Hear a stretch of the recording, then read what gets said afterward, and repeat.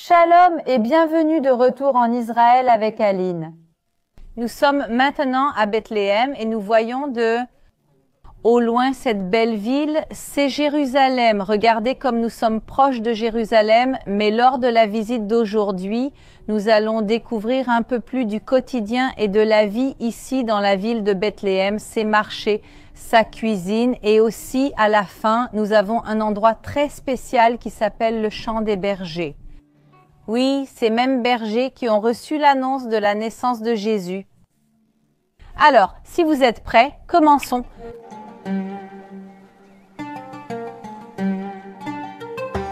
Allons maintenant au centre historique de la ville de Bethléem. Nous allons dans la région proche de l'église de la Nativité. Nous y allons spécialement pour découvrir l'artisanat chrétien. Les chrétiens de Bethléem sont connus depuis des siècles pour les œuvres qu'ils réalisent en bois d'olivier. Alors, allons-y maintenant.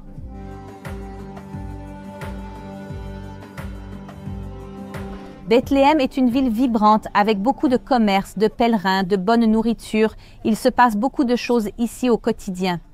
C'est donc très différent de marcher ici dans les rues et de voir la plupart des magasins fermés, les boutiques d'artisanat fermées.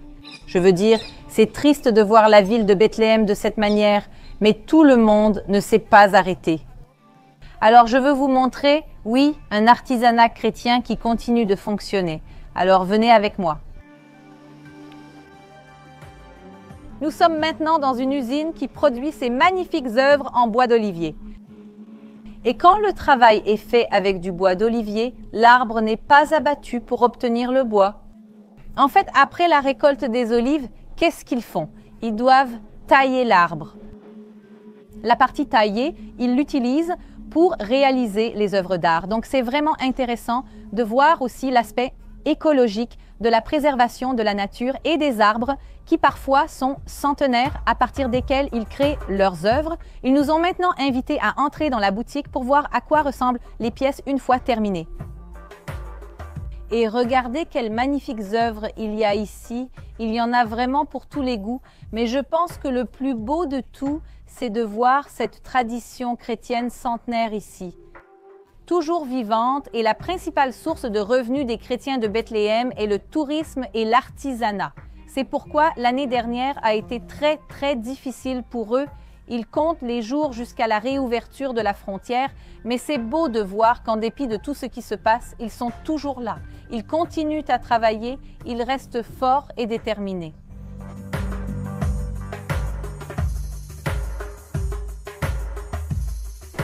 Non, toute la ville de Bethléem n'est pas endormie.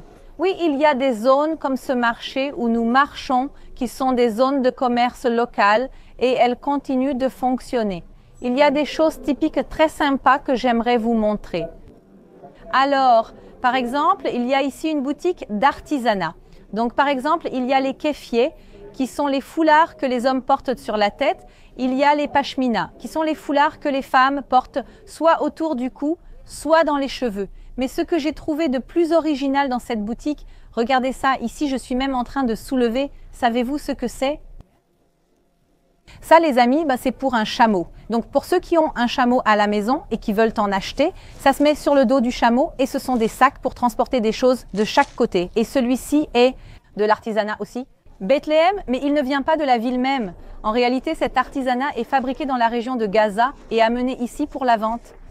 Les amis, quelqu'un possède un chameau chez lui, c'est un bon endroit pour acheter.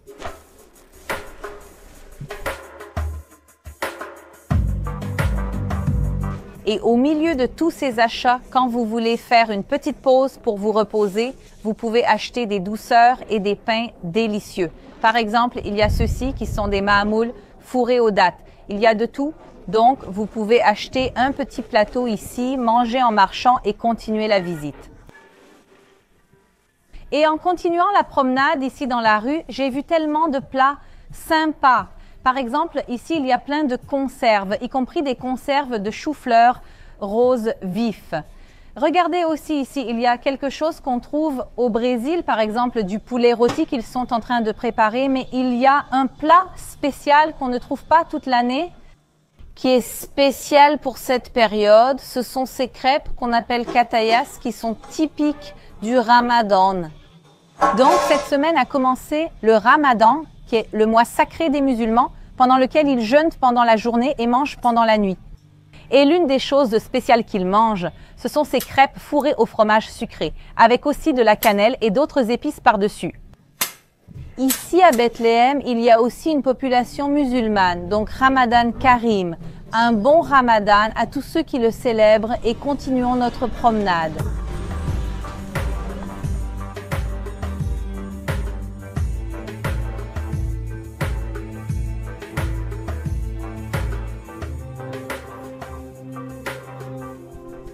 Avec toute la nourriture que j'ai vue au marché, on a décidé de faire une pause pour le déjeuner. On meurt de faim, alors on est venu dans un restaurant traditionnel ici à Bethléem, qui appartient d'ailleurs à une famille chrétienne.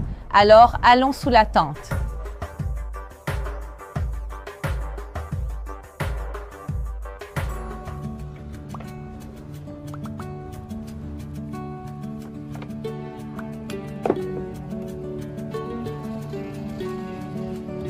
Alors nous sommes arrivés et nous allons manger un plat traditionnel de la région. Et l'entrée, les amis, c'est ceci. Oui, après cette entrée, il y aura le plat principal et un dessert. Il y a vraiment énormément de nourriture. Donc la tradition, c'est de commencer avec plusieurs salades, comme ils les appellent. Donc par exemple, ici, il y a de la salade de choux, il y a de la salade de maïs, il y a de la matboucha, qui est celle-ci, faite de tomates et de poivrons.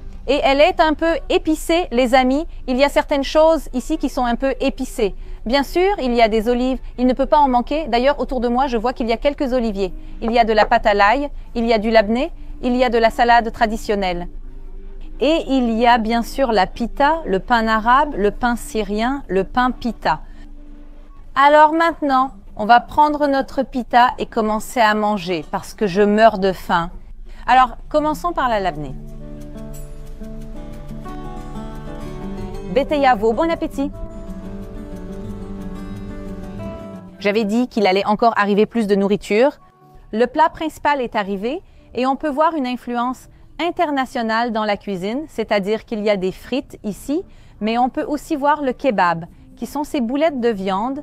Et aussi, sous ce pain, on voit des brochettes. Il y a des brochettes d'agneau et aussi de poulet.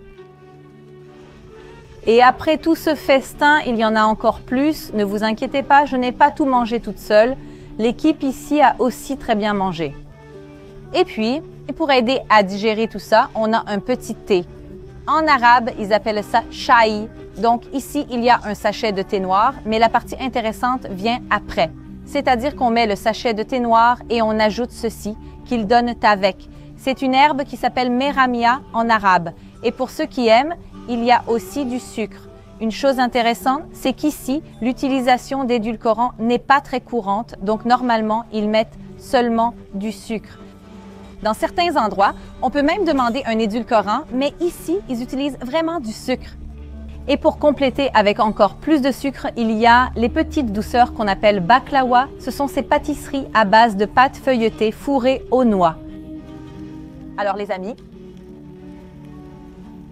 je vais finir mon repas ici et il y a encore un autre endroit incroyable où je veux aller après. C'est tout près, on y va à pied en 5 minutes, on y sera après notre dessert. Alors encore une fois, Bet Avon, bon appétit. Je veux vous raconter l'histoire qui se déroule dans ces beaux champs autour de l'endroit où nous sommes. Cette histoire se passe il y a environ 3100 ans, à l'époque de Ruthi la Moabite, qui va venir dans la terre de sa belle-mère Naomi. Et Ruthi, elle va récolter ici dans les champs autour de Bethléem quand elle rencontre Boaz. Et de cette union naîtra un fils qui s'appelle Obed. Maintenant, cette descendance est extrêmement importante car qui est l'arrière-petit-fils de Ruthi et Boaz? Le roi David, mes amis, l'un des plus grands rois de l'histoire d'Israël, est né grâce à une femme qui récoltait ici dans les champs.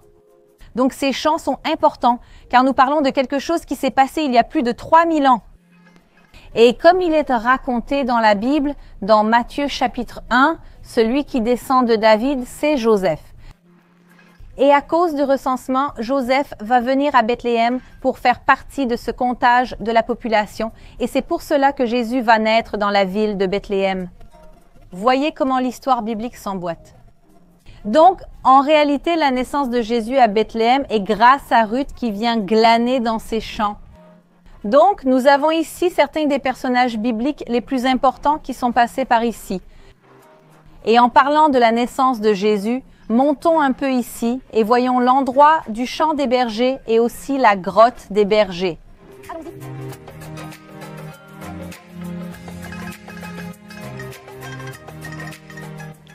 Nous sommes dans le champ des bergers, mais parlons un peu de qui étaient ces bergers.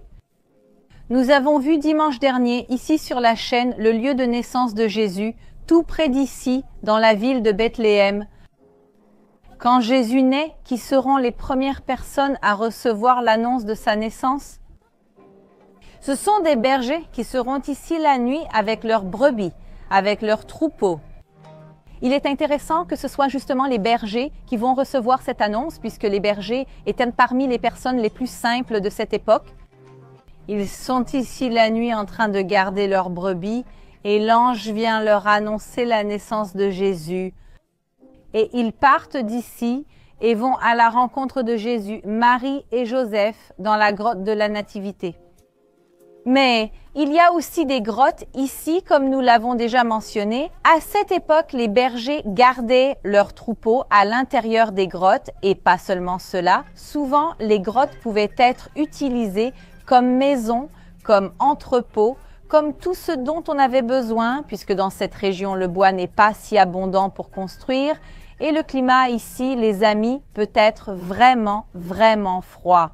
Voyez qu'en ce moment, c'est le printemps et je porte encore un manteau. Donc en hiver, il vaut mieux être protégé sous terre. Alors, entrons maintenant dans une grotte de berger qui est restée intacte depuis cette époque. Les escaliers datent d'après l'époque de Jésus, mais à l'intérieur de la grotte, tout est préservé de manière originale. Et c'est l'une des choses que je trouve les plus fascinantes lors des visites en Terre Sainte, c'est qu'on peut littéralement entrer dans un tunnel du temps. On peut voir à quoi ressemblaient les paysages, les lieux, l'architecture et le mode de vie des gens à cette époque. Comme nous l'avons dit, ces grottes étaient utilisées pour stocker de la nourriture et des animaux. Les gens pouvaient aussi dormir ici à l'intérieur, c'est-à-dire qu'une grande partie de la vie se passait vraiment ici.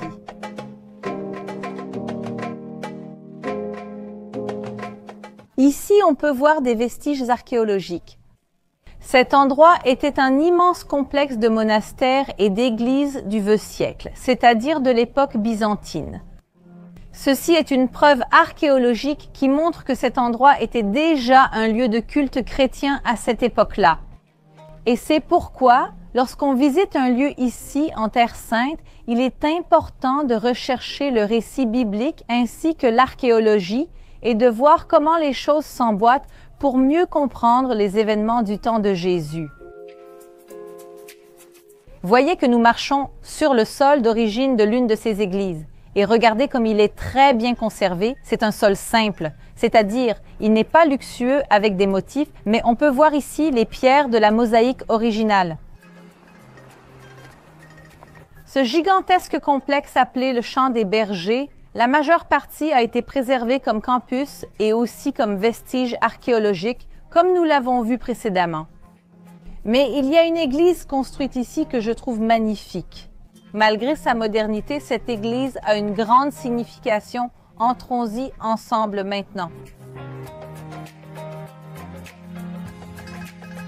Et ici à l'intérieur, la première chose que l'on remarque, c'est le plafond. On peut voir qu'ils ont fait la majeure partie du plafond en verre, ce qui nous permet de regarder le ciel et d'observer les étoiles, comme par exemple l'histoire de l'étoile de Bethléem, l'étoile de l'Annonciation. L'architecte qui a conçu toute cette église s'appelle Antonio Berluzzi. Il a réalisé beaucoup d'églises ici en Terre Sainte Et autour des autels, on voit aussi des représentations des principaux passages bibliques ici à Bethléem. Ici, on peut voir représenter l'ange annonçant la nouvelle aux bergers. On voit aussi leurs moutons. On voit aussi dans une autre peinture la naissance de Jésus qui a également eu lieu dans une grotte d'animaux, mais au centre de la ville de Bethléem. Pour ceux qui ne l'ont pas vu, je vais laisser ici en haut le lien vers la vidéo où l'on découvre aussi la grotte de la naissance.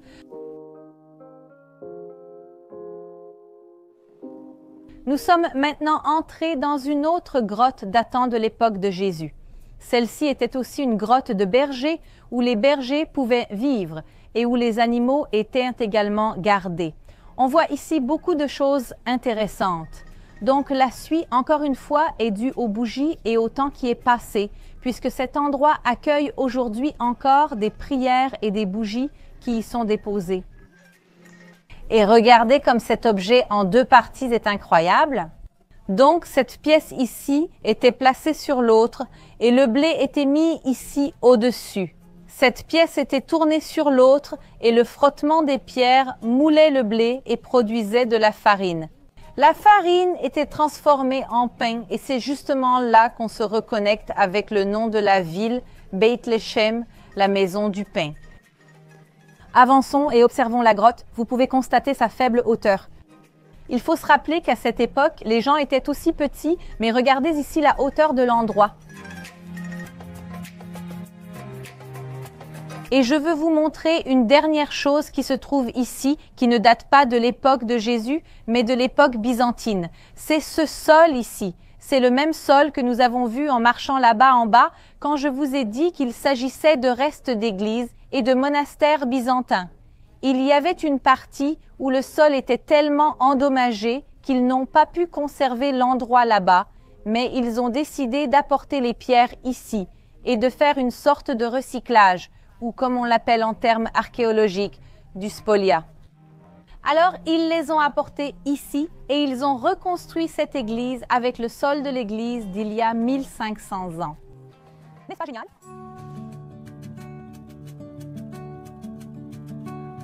Et ici, à côté des moutons, dans le champ des bergers, je veux vous dire au revoir, vous rappeler de vous abonner à la chaîne et d'activer la cloche pour ne manquer aucune nouvelle vidéo publiée. Bisous, shalom et à la prochaine.